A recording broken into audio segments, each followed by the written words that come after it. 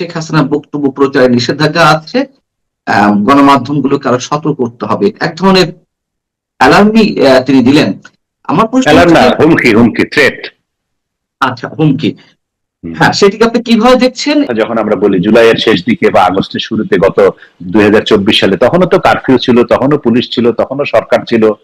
তো তার মধ্যেও তো মানুষ রাস্তায় নেমেছে, আপনার আমার মতো মানুষও রাস্তায় নেমেছে, তাই না? আমাদের বাচ্চারা রাস্তায় নেমেছে। তো অবশ্যই। চিরকাল তো পরিস্থিতি একরকম থাকে না। আপনি কেন ধরে নিচ্ছেন যে এখনো 5ই আগস্ট, এখনো 24 জুলাই বাংলাদেশে বিরাজ করছে? তা তো না। যত সময় যায়, সময় তো পরিবর্তনশীল। সময়ের পরিবর্তনের সঙ্গে কোথায় কি হবে, এক তারেক রহমানের কথাই বলছিলাম, যে তারেক রহমানের বক্তব্য প্রচার করাই বাংলাদেশের সাংবাদিকদের জন্য, গণমাধ্যমের জন্য নিষেধ ছিল, নিষেধাজ্ঞা দেওয়া ছিল। কিন্তু আজকে তিনি বাংলাদেশের প্রধানমন্ত্রী, সময় পরিবর্তন হয়েছে না? তো কালকে কি হবে সেটি আপনি এখন কি করে বলছেন? আপনি, হ্যাঁ, আপনি পারেন, আপনি এনফোর্স করতে পারেন যে আমি ওদেরকে নামতে দিব না, অমুক করতে দিব না, তমুক করতে দিব না, কিন্তু কতদিন? সবকিছুর তো একটা একটা সীমা আছে নিশ্চয়ই, তাই না? আমাদের জানছি প্রিয় দর্শক, মানচিত্র নিয়মিত আয়োজন কথোপকথনে আজকে আমাদের সঙ্গে যুক্ত রয়েছেন আলোচনায় সিনিয়র সাংবাদিক কলামিস্ট জয় মামুন। সাংবাদিক জয় মামুন, যে বিষয়টি আজকে আপনার সঙ্গে একটু শেয়ার করতে চাই বা আপনার প্রতিক্রিয়া জানতে চাই, সেটি হচ্ছে যে অন্তর্বর্তী সরকারের সাবেক প্রধান উপদেষ্টা থেকে শুরু করে কোন উপদেষ্টার বিরুদ্ধেই বর্তমান বিএনপি সরকার কোন ধরনের ব্যবস্থা নিল না, অসংখ্য অভিযোগ থাকা সত্ত্বেও।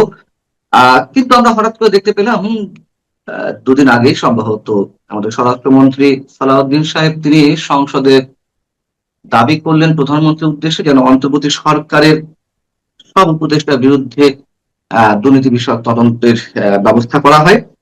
আমরা একই সঙ্গে দেখলাম যে ঝালকাঠির একজন এমপি, বিএনপি দলীয় সংসদ সদস্য রফিকুল ইসলাম জামাল, তিনি হঠাৎ করে জামাতের রাজনীতি বন্ধের দাবি জানালেন।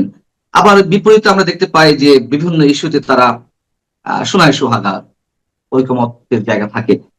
হঠাৎ হঠাৎ করে এই ধরনের দাবি তোলার কারণ কি? দুর্নীতি তদন্ত অন্তর্বর্তী সরকারের বা জামাতের রাজনীতি বন্ধের বিষয়? আপনি শেষে যেই কথাটি বলেছেন সেটাই হচ্ছে আমার বিবেচনায় মূল কথা, যে এরা আসলে, জামাত এবং বিএনপি কখনোই আলাদা কোনো সত্তা না। জামাত বিএনপি একই সত্তা বাংলাদেশের রাজনীতিতে। কারণ বাংলাদেশের রাজনীতি আমরা বহুকাল ধরে দেখে আসছি যে বাংলাদেশের রাজনীতির দুটি ধারা, একটি হচ্ছে আওয়ামী লীগ পন্থী এবং একটি হচ্ছে এন্টি আওয়ামী লীগ পন্থী, এবং সেই এন্টি আওয়ামী লীগ পন্থীর মূল নেতৃত্বে হচ্ছে বিএনপি, এবং তাদের বিভিন্ন সময় বিভিন্ন রকম সহযোগী রাজনৈতিক দল, সংগঠন ইত্যাদি থাকে। জামায়াতে ইসলামীও সেরকমই একটি সহযোগী সংগঠন। সময়ের প্রয়োজনে বা বাস্তবতার নিরিখে এসে এখন জামায়াত বিএনপির অপোজিশন, মানে সংসদে বিএনপির বিরুদ্ধে বিরোধী দল হিসেবে ভূমিকা পালন করছে।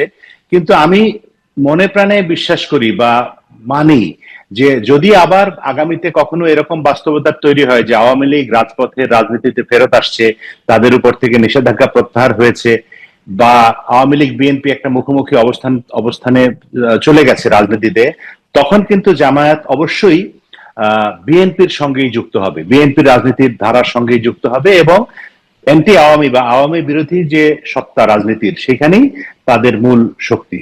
তারা সত্যি সত্যি জামায়াতের রাজনীতি নিষিদ্ধও চায় না, বা জামায়াতের বিপক্ষে অবস্থানও তাদের না। এই হলো বর্তমান। আচ্ছা, আর এটি, এর বাইরে আপনি যে কথাটি বলেছিলেন যে অন্তর্বর্তী সরকারের দুর্নীতির তদন্ত, আমরা এই আপনার অনুষ্ঠানেই বিভিন্ন সময় আলোচনা করেছি বা অন্যান্য আলোচনায় আমরা শুনেছি যে সরকার পতনের পরে, ক্ষমতাচ্যুতির পরে বাংলাদেশে বঙ্গবন্ধু শেখ মুজিবুর রহমান অথবা জিয়াউর রহমানের কথা আলাদা, কারণ তারা নিহত হয়েছেন। যারা জীবিত ছিলেন তাদের প্রত্যেকের বিরুদ্ধে, বেগম খালেদা জিয়ার থেকে শুরু করে, শেখ হাসিনার থেকে শুরু করে, এরশাদ থেকে শুরু করে, সবাইকে মামলা ফেস করতে হয়েছে।